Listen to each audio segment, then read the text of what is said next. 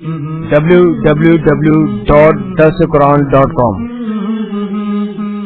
الحمد لله وسلام على عباده الذين اصطفى.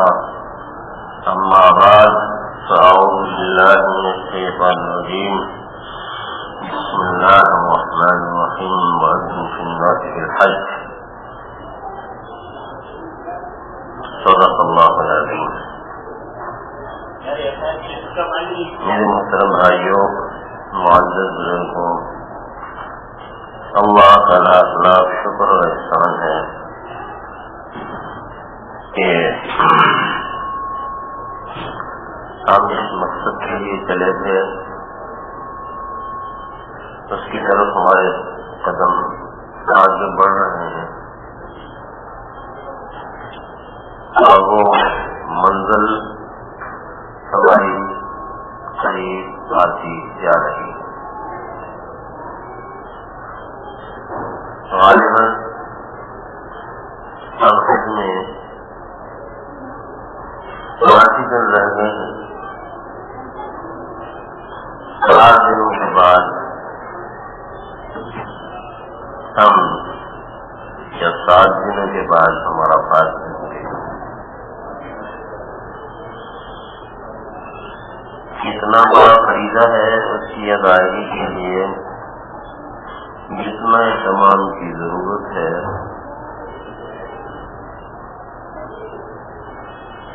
اسی قدر ہمیں اہتمام کرنا چاہیے۔ ہم نے اجمالی مسائل پر کیے تھے، یاد دہانی کے طور پر جیسے میں نے عرض کیا تھا، میں آپ حضرات کو اپنا سبق سناؤں۔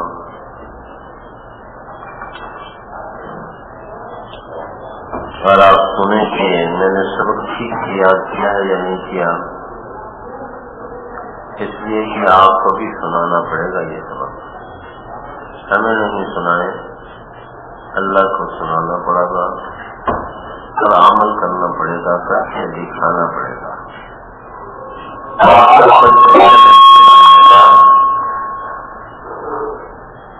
8 ذوالحجہ سے آپ عملی امتحان میں ہوں گے۔ یاد رکھو، ان دنوں میں کوئی کسی کے ساتھ رہ جائے اس کا اندازہ نہیں ہوتا، کبھی کوئی بتانے والا مل ہی جاتا ہے، ورنہ اکثر و بیشتر خود ہی نمٹنا پڑتا ہے۔ اس لیے باتیں ذہن میں بٹھا لو۔ ہم نے کیا تھا کہ ہم 10 بجے شروع کر دیں گے۔ ہم ان مولویوں میں سے نہیں ہیں کہ تمہارے انتظار میں جمعہ کو لیٹ کر دیں، یا تمہارے انتظار میں ہم اپنے اس پروگرام کو لیٹ کر دیں۔ مرضی ہے آؤ، مرضی ہے نہیں آؤ، ہماری بلا ہے۔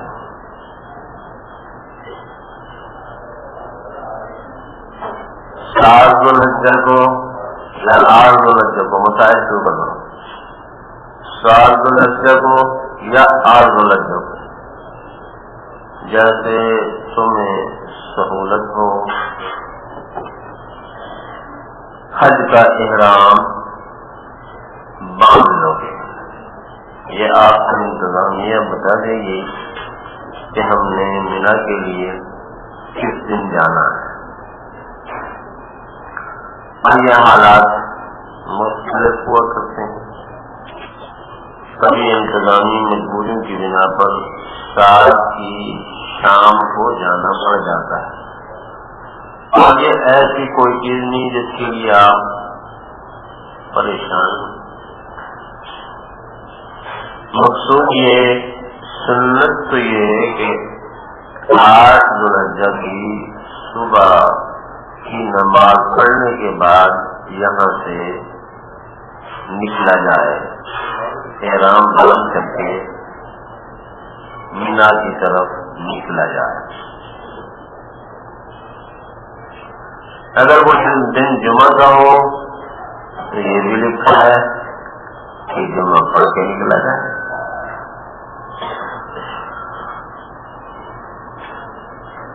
لیکن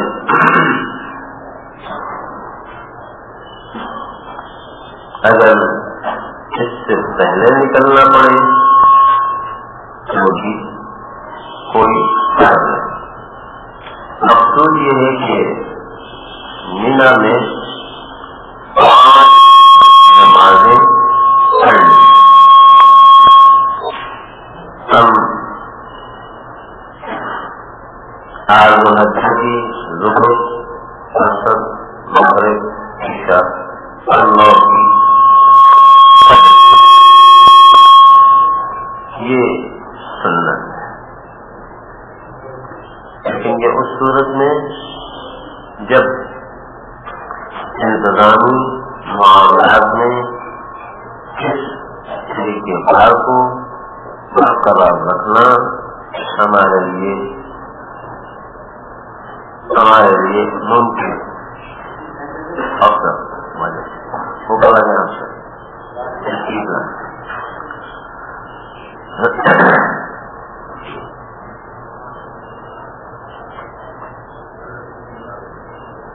ادا کرنا تب مناسب ہوگا کہ آپ خود ہی تشریف لایا کریں. میں نے دیکھا نہیں تھا 8 درجے کو ہم نے مینا پہنچنا ہوگا. اب ہمارا حج شروع ہوگا. حج سے پہلے ہمیں احرام باندھنا ہوگا. اب تک ہم نے عمرہ کی، اب ہم حج کریں گے. حج کا احرام باندھنا ہوگا. اگر کسی نے اپنا ذاتی حج کرنا ہے تو اس پر فرض ہے تو نیت کرے گا میں حج فرض کی نیت کرتا ہوں. اگر کسی کی طرف سے چل رہا ہے تو کہے گا میں حج بدل کی نیت کرتا ہوں. اگر کوئی خوش قسمت حضور صلی اللہ علیہ وسلم کی طرف سے حج کر رہا ہے تو کہے میں حضور صلی اللہ علیہ وسلم کی جانب سے حج کی نیت کرتا ہوں.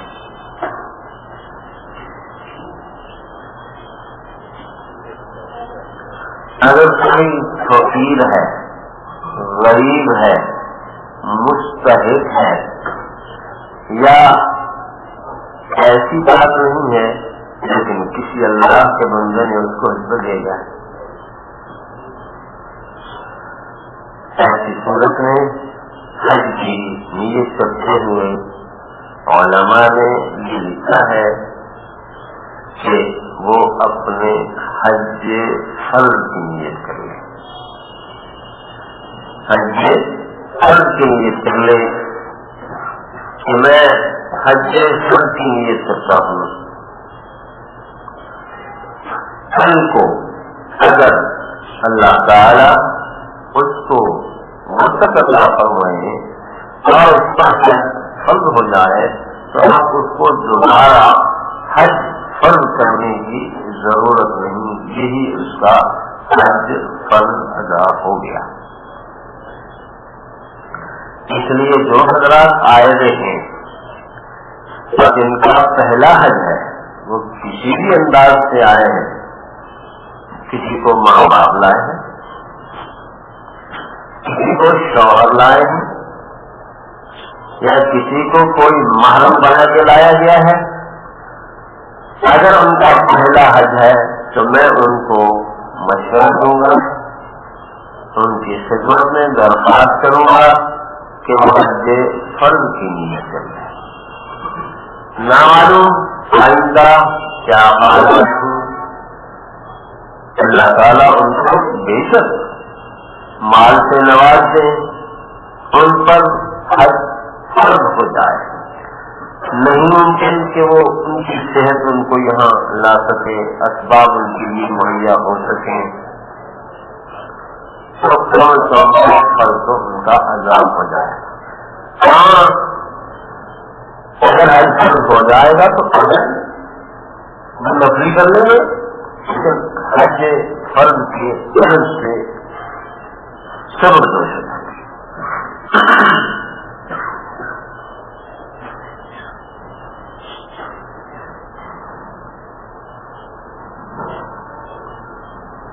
حج میں احرام ہوتا ہے. اب تک جو ہم نے نیت کی تھی وہ عمرے کی نیت کی تھی. اللہم انی ارید العمرۃ فیسرها لی وتقبلها منی، یہ ہم نے کیا تھا. اب ہم حج کی نیت کریں. ہم سارے کے سارے متمتع ہیں، تمتع والے ہیں. تمتع حج کی دین کس میں ہے؟ حج احرام، حج تمتع، حج افراد. احناف کے نزدیک سب سے افضل حج قران ہے. حضور صلی اللہ علیہ وسلم نے حج قران کا احرام باندھا تھا، پھر حج تمتع ہے، پھر حج افراد ہے.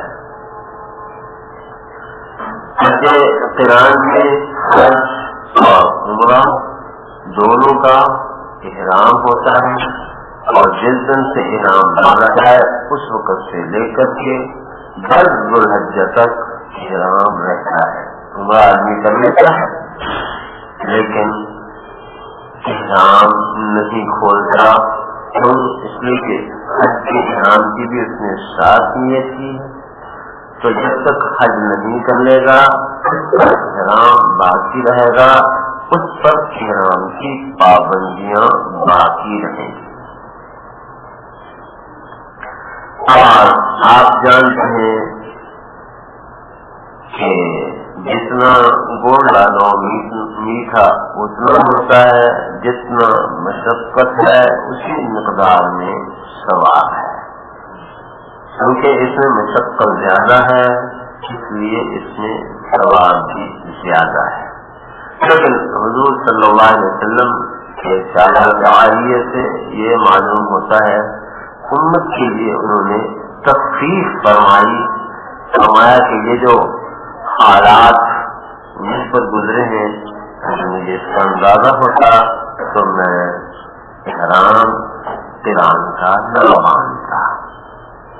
تو اس کی طرف اشارہ ہے کہ اگر کوئی اس کا متحمل نہ ہو سکے تو وہ قران بے شک نہ باندھے.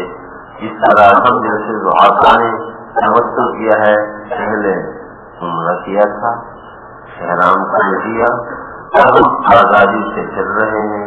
آج یا 7 ذو الحجہ کو ہم احرام باندھ لیں گے عمرے کا، اور پھر ہم 10 ذو الحجہ کو انشاءاللہ کنکریاں مارنے کے بعد، قربانی کرنے کے بعد احرام کھول لیں گے.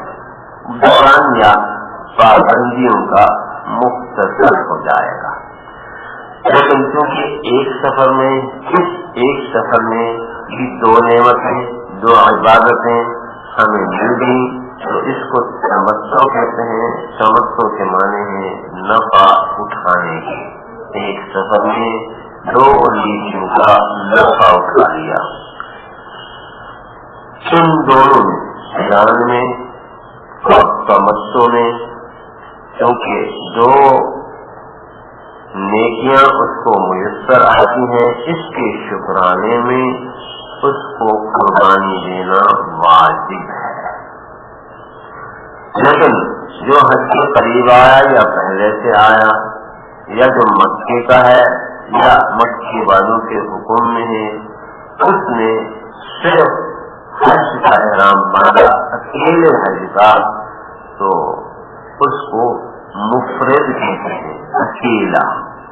اکیلی عبادت کرنے والا. وہ کیونکہ اس نے ایک سفر میں عمرہ نہیں کیا اس لیے اکیلا حج کیا ہے، اس پر قربانی واجب نہیں ہے. دم شکر اس پر واجب نہیں ہے. جب 8 ذو الحجہ یا 4 ذو الحجہ ہوگا تو ہم احرام باندھنے کی تیاری کریں گے. بہتر ہے اس سے پہلے غسل کر لیا جائے. یہ غسل اگر غسل نہیں کر سکتا، بیمار ہے یا کوئی اور مجبوری ہے تو وضو کر لے. لیکن یاد رکھو یہ غسل اور وضو یہ صفائی کا ہے، پاکی کا نہیں. اس لیے اگر کوئی خاتون فطری مجبوری کی بنا پر یعنی حیض اور نفاس کی وجہ سے وہ ناپاک ہے تو اس کو بھی غسل کرنا، وضو کرنا مستحب ہے. جسم کی صفائی کے لیے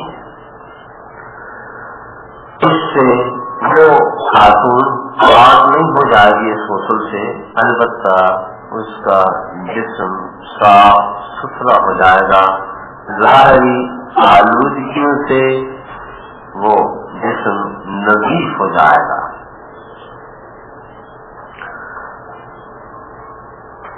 جو حضرات صاف ہے، جو خواتین صاف ہے، وہ غسل کر لیں گے. یہ صفائی اور تاخیری کا غسل بھی ہوگا.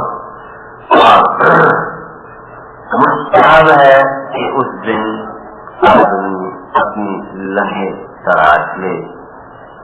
سر کے بال اگر بنانے کی ضرورت ہو تو وہ بال بنا لے اور حجامت جس کو کہتے ہیں وہ بنا لے، ٹھیک کر لے. ناخن کاٹنے کی ضرورت ہے تو ناخن کاٹ لے اور دونوں کے بال صاف کرنے کی ضرورت ہے تو وہ صاف کر لے اور غیر ضروری بال اتارنے کی ضرورت ہے تو اتار لے. اس لیے یہ مسئلہ بھی جو کل ہمارے رفقا ہم سے پوچھتے رہے کہ پاکستان میں جن لوگوں نے قربانی کرنی ہوتی ہے ان کے لیے مستحب ہے کہ وہ بال نہ کاٹیں، لبیں نہ تراشیں، ناخن نہ کاٹیں. اس شروع کے ہفتے میں یعنی عشرہ ذوالحجہ میں کیا کی پابندی یہاں بھی ہے. ہم نے کل بھی عرض کیا تھا کہ یہ حجاج کے لیے نہیں ہے. حجاج تو اپنے آپ کو سنوار کے اس کے بعد پھر احرام باندھیں گے. احرام باندھنے سے پہلے میں نے عرض کیا کہ یہ غسل کر لے، وضو کر لے. جو بات ہے وضو اور غسل کرنے کے بعد وہ اپنے سلا ہوا لباس مرد حضرات اتار دیں. بنیان بھی، انڈرویئر بھی، ٹوپی بھی اور شلوار بھی، کرتا بھی اتار لیں گے. اور اتارنے کے بعد کریں گے دو چادریں. مستحب ہے، سنت ہے کہ سفید رنگ کی نہیں ہوں یا دھلی ہوئی ہوں، اس کی کوئی پابندی نہیں ہے. بعض لوگوں میں یہ مشہور ہے کہ ہم نے احرام کی چادروں میں ایک دفعہ عمرہ کر لیا تو بغیر دھوئے دوبارہ ہم اس سے احرام نہیں باندھ سکتے یا ان کو استعمال نہیں کر سکتے. یہ قانونی مسئلہ ہے، گھریلو بنایا ہوا ہے. شرعی اعتبار سے پاک احرام، صاف ستھرا احرام، اس سے آپ احرام باندھے یا 20 احرام باندھے کوئی فرق نہیں.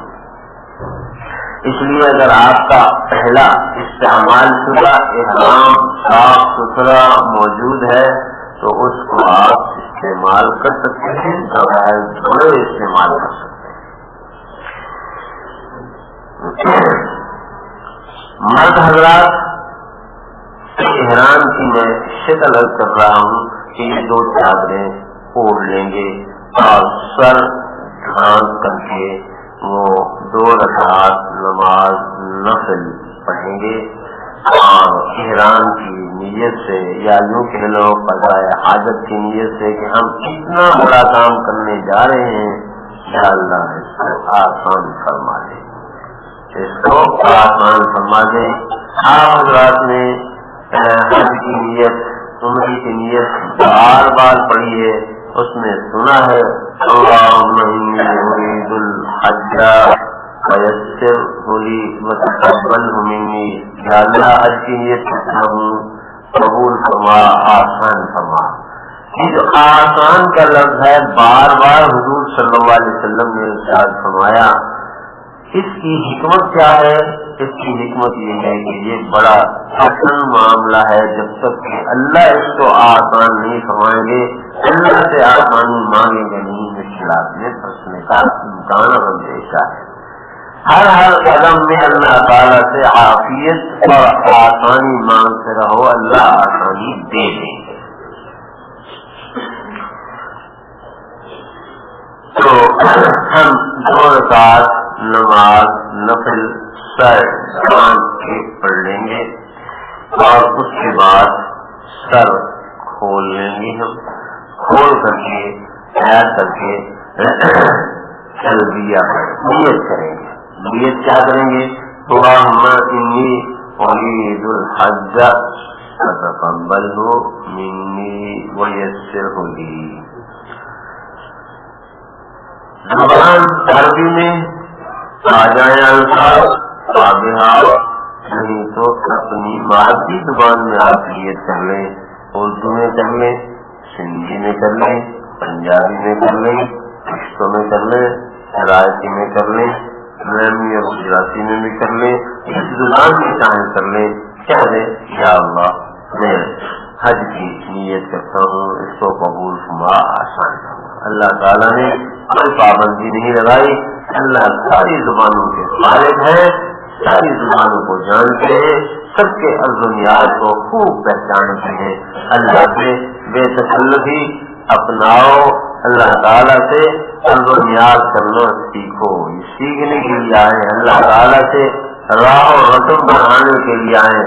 اتنا عرصہ سے ہم نے اللہ سے بگاڑ رکھی تھی, اللہ سے ہمارے تعلقات سیدھا تھے.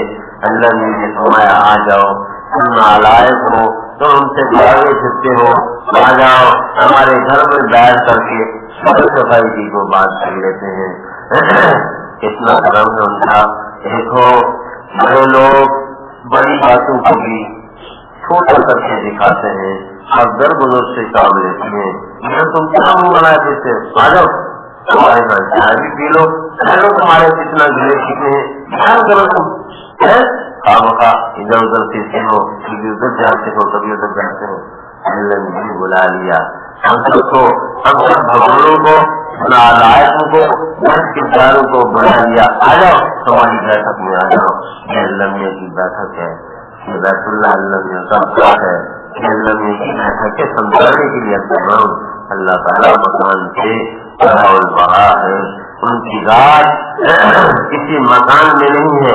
ہاں ہماری عقل اور سوچ سے بالا ہے, اور گمان سے اونچی ہے. بہرحال عرض کر رہا ہوں کیونکہ اللہ نے ہمیں مثال کے طور پر سمجھایا اور یہ بیت اللہ فرمایا, اللہ کا گھر فرمایا ہے, قرآن میں فرمایا ہے, اسی مناسب سے کر رہا ہوں. تو ہم یہاں اللہ نے ہمیں فرمایا آ جاؤ, راہ و رسم بڑھاؤ, بے تکلفی بڑھاؤ. بڑی بدنصیبی ہے وہ بلائیں, گھر میں بٹھائیں, دعوت کریں, پیش کریں کہ تم ہمارے ساتھ کرو, اور اگر کوئی غلط فہمی ہے تو دور کرو. تو بھائی یہاں بیٹھ کر کے اللہ سے خوب تعلق جوڑو, اللہ تعالیٰ سے دل کی افادہ کرو. یا اللہ غلطی ہو گئی تھی, ہم سے غلطی ہو گئی تھی, نالائق ہیں, ادھر ادھر بھٹکتے رہے, اب تو آ گئے ہیں, معاف فرما دیں.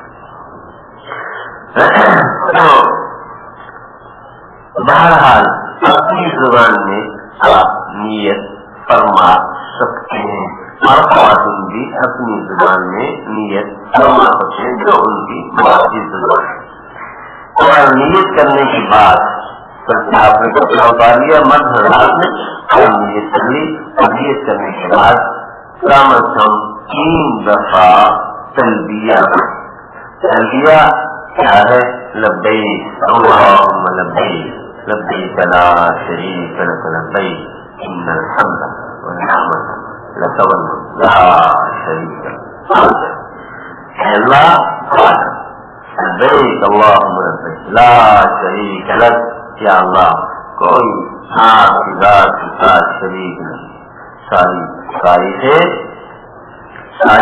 نعمتیں آپ ہی کی جانب سے ہیں اور آپ ہی کے لیے، یا اللہ آپ کا کوئی شریک نہیں، آپ کا کوئی شریک نہیں ہے۔ یہ تلبیہ ہے، تلبیہ کے یہ الفاظ زبان سے ادا کرنا سنت ہے، یہ الفاظ زبان سے عربی کے الفاظ ادا کرنا سنت ہے۔ یقیناً صحیح میں یہ الفاظ یاد کر لیے ہوں گے، اگر بالفرض کسی کو یہ الفاظ یاد نہیں ہے تو بھائی اپنی زبان میں اس کا ترجمہ کر لو، اپنی زبان میں اس کا ترجمہ کر لو، تب بھی اللہ تعالیٰ اس کو تلبیہ کے قائم مقام فرما دیں گے۔ تلبیہ کہنا فرض ہے، یہ الفاظ کہنا سنت ہے، لیکن اس معنی اور مفہوم کو ادا کرنا فرض ہے۔ تلبیہ زبان سے کہنا ضروری ہے، اگر کسی آدمی نے صرف نیت کی، نیت تو دل سے ہو سکتی ہے، نیت کی دل میں اور یہ الفاظ زبان سے ادا نہ کیے تو اس کا احرام نہیں ہوگا، منعقد نہیں ہوگا۔ یہ الفاظ اگر کسی کو نہیں آتے تو اس کے قائم مقام کو ذکر کر لے، سبحان اللہ والحمدللہ اللہ اکبر لا حول ولا قوة الا باللہ، یہ اللہ تو بڑا ہے، اللہ بہت بڑے ہیں، اے اللہ حرمت والے ہیں، اے اللہ ساری تعریفیں آپ کے لیے ہیں۔ یہ جو الفاظ ہیں، یہ ذکر کے الفاظ، یہ بھی تلبیہ کے قائم مقام ہو جاتے ہیں، ٹھیک ہے۔ تو تلبیہ پڑھ لیں گے، ایک نیت اور ایک تلبیہ، اور وہ جو دو چادریں پہنی ہیں ہم نے، وہ احرام نہیں، وہ احرام کی شکل ہے، احرام کی شکل ہے۔ اس لیے اگر کوئی آدمی ان چادروں کو اتار دے تو اس کا احرام نہیں کھلتا، اس کا احرام نہیں کھلتا، اور احرام لاگو ہو جاتا ہے جب کسی نے احرام باندھ دیا، تو جب تک جس کام کے لیے اس نے احرام باندھا ہے اس کو ادا نہیں کرنے گا، اس وقت تک وہ احرام سے باہر نہیں آ سکتا۔ بہت سارے لوگ یہ کہتے ہیں صاحب وہ فلاں نے احرام کھل لیا، کیا وجہ اس نے چالو کر لی، چالو کر لی، اس کو احرام کھل کے نہیں تھا، احرام نہیں کھلتا، احرام نہیں کھلتا۔ اگر کسی نے وہ اتار کے اس کی جگہ دوسری پہنی، ناپاک ہو گیا، غسل کرنے کی ضرورت نہیں آ گئی، تو احرام نہیں کھلتا، احرام باقی ہے۔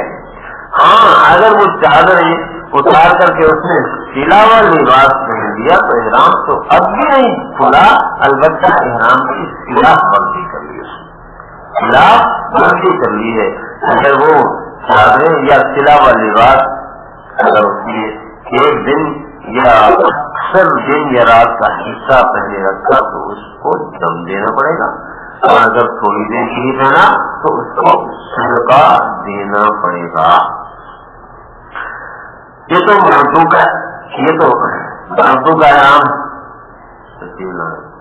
آپ سے دے دو بھائی،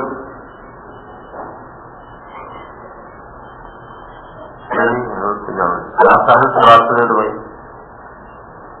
وعلیکم السلام۔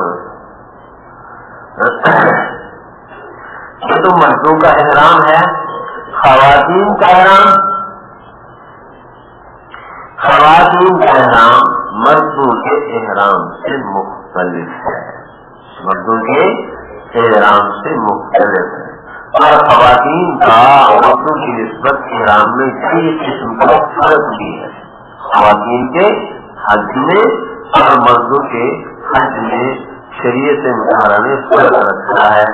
اللہ تو کہتے ہیں فرق ہے، بیچ میں کہتے نہیں، بالکل فرق نہیں ہے، ہمارے اور مردوں کے درمیان کوئی فرق نہیں ہے۔ قدم کا قدم چلے گی، کندھے سے کندھا ملا کے چلے گی، شریعت نکالی ہوئی ہے. شریعت مطالعہ نے فرمایا مرد علاوہ لباس اتاریں گے اور یہ سلی کو چادریں اوڑھیں گے. اس کا نام ہے احرام کی شکل. عورتوں کے لیے فرمایا نہیں ہوا چلتی ہے سر سے لے کر پیر تک تمہارا جسم قابل سطر ہے. ہم تمہارے تقدس کو پامال ہوتا نہیں دے سکتے. ہوا آئے اور چادر ادھر سے ادھر ہو جائے. خاتون کا جسم یا جسم کا کوئی حصہ نظر آئے فرشتوں کو حیا آئے گی. یہ نئی سلا والی بات تم نہیں پا رہے. ایک فرق فرشتوں کو تو حیا آتی ہے لیکن عورتوں کو حیا نہیں آتی. اس لیے کہ عورتیں اب عورتیں نہیں رہی زن ہو گئی ہیں. خواتین مستورات کی بجائے غالباً مکشوفات ہو گئی ہیں. مستور کے معنی ہوتے ہیں چھپا ہوا اور کیا کہتے ہیں وہ کیا مکشوف کے معنی کھلا ہوا. اب بیوی کہتی ہم مستورات نہیں رہی ہم نے ترقی کر لی ہے ہم تو مکشوفات ہو گئے. شریف کے سینانا جو خالق ہے نا وہ جو ہمارا اور ان کا خالق ہے وہ کہتے نہیں عورت رہنے دو. ارے عورت کا معنی ہی کبھی نہیں سنا ہماری بیٹی نے ہماری بہن نے. عورت کے معنی ہے وہ حصہ جس کو ان آنکھوں کو دیکھنا ناجائز ہے. عورت کے معنی آتے عورت کے معنی ہے وہ حصہ جو قابل سطر ہے. وہ حصہ جو قابل سطر ہے اس کو عورت کہتے ہیں. والذین لا یظہرون کیا ہے عورات النساء کیا ہے یہاں کہ ان اوقات میں بچے کو کوئی کسی کے کمرے میں نہ داخل ہوں اور وہ بچے جو عورتوں کے پوشیدہ معاملات سے واقف ہیں ہو جا سکتے ہیں. عورات کے معنی عورات النساء عورت کے پوشیدہ معاملات سے نہ واقف. عورت کو قرآن کریم میں استعمال فرمایا ہے مطلب قابل سطر. تو بیوی تو قابل سطر ہیں ان کو اپنی اہمیت کا اپنے مقام کا اندازہ نہ ہو تو نہ ہو. ان کی خالق کو تو اندازہ ہے اس نے تو کہا نہیں. ہم اپنی اس مقدس مخلوق کی توہین برداشت نہیں کر سکتے. ہم نہیں حکم دیں گے کہ حرام کی حالت میں یہ کپڑے سلے اتاریں.